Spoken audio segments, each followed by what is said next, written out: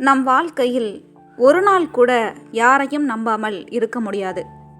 நம்மை நேசிக்கிறார்கள் என்று நினைத்தவர்கள், நம்மோடு இருக்கிறார்கள் என்று நம்பியவர்கள், ஒரு நாள் திடீரென நம்மையே ஏமாற்றி விடுகிறார்கள்.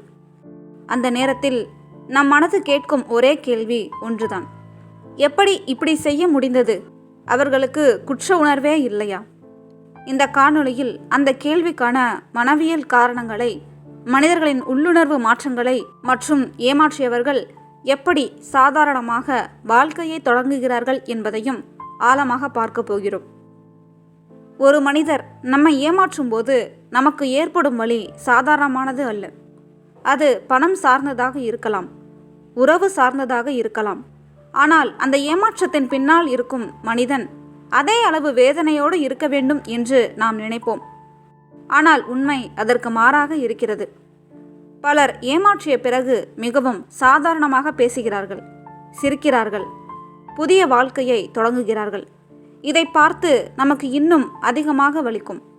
நான் இவ்வளவு பாதிக்கப்பட்டிருக்கிறேன், ஆனால் அவர்களுக்கு எதுவும் இல்லை போல இருக்கிறதே என்று நம் மனம் குழப்பமடையும். இதற்கு காரணம் அவர்கள் குற்ற உணர்வை அனுபவிக்கவில்லை என்பதல்ல.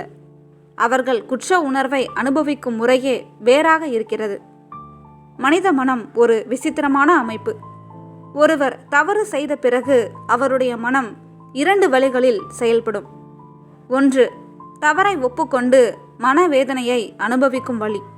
மற்றொன்று, தன்னைத்தானே சரி என்று நம்ப வைத்து அந்த தவறை நியாயப்படுத்தும் வழி. அதிகமானவர்கள் இரண்டாவது வழியைத்தான் தேர்ந்தெடுக்கிறார்கள். ஏனெனில் உண்மையை ஏற்றுக்கொள்வது மிகவும் கடினம். நான் தவறு செய்தேன் என்று ஒப்புக்கொள்வது அவர்களின் சுயமரியாதையை உடைக்கும். அதனால் அவர்கள் மனதுக்குள் ஒரு கதையை உருவாக்குகிறார்கள். நான் செய்தது தவறு அல்ல, சூழ்நிலை காரணம், அவர்களே இப்படித்தான் இருக்க வேண்டியது என்று தங்களை நியாயப்படுத்திக் கொள்கிறார்கள்.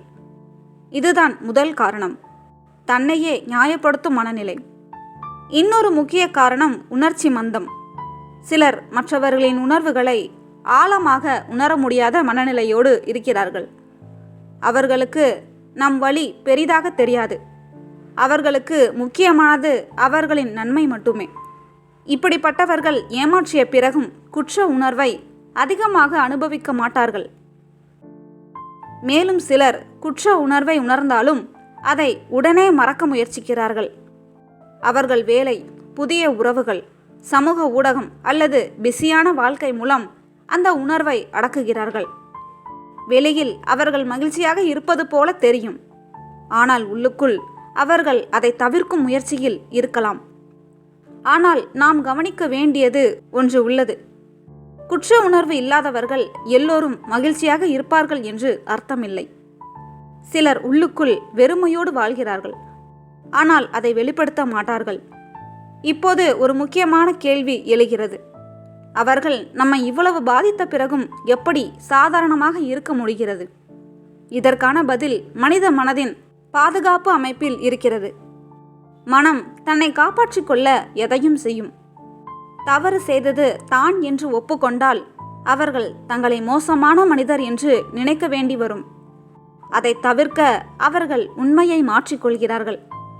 இது ஒரு மன பாதுகாப்பு முறை. ஒருவர் நம்மை ஏமாற்றிய பிறகு அவர்களின் வாழ்க்கை சாதாரணமாக தொடர்வதை பார்க்கும்போது நமக்கு ஏற்படும் வலி இன்னும் அதிகமாகும். ஆனால் அந்த வெளிப்புற அமைதி உண்மையான மனநிலையை காட்டாது. சிலர் குற்ற உணர்வை உணர்ந்தாலும் அதை காலப்போக்கில் அழித்து விடுகிறார்கள். மனித மனம் நேரத்தோடு உணர்வுகளை மங்க செய்யும் திறன் கொண்டது. ஆரம்பத்தில் இருந்த வலி மெதுவாக குறையும். அதனால் அவர்கள் எதுவும் நடக்கவில்லை போல வாழத் தொடங்குவார்கள். மற்றொரு முக்கிய காரணம் சமூக ஒப்பீடு. அவர்கள் தங்களை சுற்றி உள்ளவர்களுடன் ஒப்பிட்டு பார்க்கிறார்கள். நான் செய்தது பெரிய தவறு அல்ல, மற்றவர்களும் இதைவிட மோசமாக செய்கிறார்கள் என்று தங்களை சமாதானப்படுத்திக் கொள்கிறார்கள். சிலர் உணர்ச்சி பற்றின புரிதல் குறைவாகவே வளர்ந்திருப்பார்கள். அவர்களுக்கு மற்றவர்களின் மனவேதனை ஒரு உண்மையான உணர்வாக தெரியாது. அது ஒரு தூர நிகழ்வாக மட்டும் தெரியும். இதனால் குற்ற உணர்வு உருவாகும் வாய்ப்பு குறைகிறது. இன்னும் சிலர் மிக ஆழமான சுயநல மனநிலையுடன் இருப்பார்கள். அவர்களுக்கு முக்கியமானது அவர்களின் தேவைகள் மட்டுமே. அவர்களின் முடிவுகள் மற்றவர்களை எப்படி பாதிக்கும் என்பதில் கவனம் குறைவாக இருக்கும். இப்படிப்பட்டவர்களுக்கு குற்ற உணர்வு மிகவும் குறைவாகவே இருக்கும். ஆனால் இங்கு நாம் புரிந்து கொள்ள வேண்டிய முக்கியமான விஷயம் ஒன்று உள்ளது. ஒருவர் குற்ற உணர்வை வெளிப்படுத்தவில்லை என்பதால் அவர் மகிழ்ச்சியாக இருக்கிறார் என்று அர்த்தமில்லை. பலர் உள்ளுக்குள் அமைதியற்ற நிலையில் இருப்பார்கள். அவர்கள் தங்கள் கடந்த காலத்தை மறக்க முயற்சிப்பார்கள். புதிய வாழ்க்கை, புதிய மனிதர்கள், புதிய சூழல் மூலம் தங்களை திசை திருப்பிக் கொள்வார்கள். ஆனால் உண்மையான அமைதி என்பது வெளிப்புற சிரிப்பில் இல்லை. அது உள்ளார்ந்த மனநிறைவில்தான் இருக்கிறது. நம்மை ஏமாற்றியவர்களை பற்றி நாம் அதிகமாக யோசிக்கும் போது நம் மனம்தான் அதிகமாக காயப்படுகின்றது. அவர்களின் வாழ்க்கை எப்படி இருக்கிறது என்பதை கட்டுப்படுத்த நம்மால் முடியாது. ஆனால் நம் வாழ்க்கையை எப்படி கட்டுப்படுத்த வேண்டும் என்பது நம் கையில் உள்ளது. ஒரு உண்மை மிகவும் முக்கியமானது. எவர் ஒருவர் உங்களை இழந்துவிட்டாரோ அவர் உங்கள் மதிப்பை இழந்திருக்கிறார். ஏமாற்றம் என்பது அவர்களின் குணத்தை காட்டுகிறது, உங்கள் மதிப்பை அல்ல. நாம் அவர்களின் குற்ற உணர்வை தேடிக்கொண்டே இருந்தால் நம் மனம் அந்த வழியிலேயே சிக்கிக்கொள்ளும். அதற்கு பதிலாக நம் வாழ்க்கையை முன்னோக்கி நகர்த்த வேண்டும். மன அமைதி என்பது அவர்களின் வருத்தத்தில் இல்லை, அது உங்கள் விடுதலையில் உள்ளது. வாழ்க்கையில் எல்லோரும் நம்மை புரிந்து கொள்வார்கள் என்று நினைக்க முடியாது.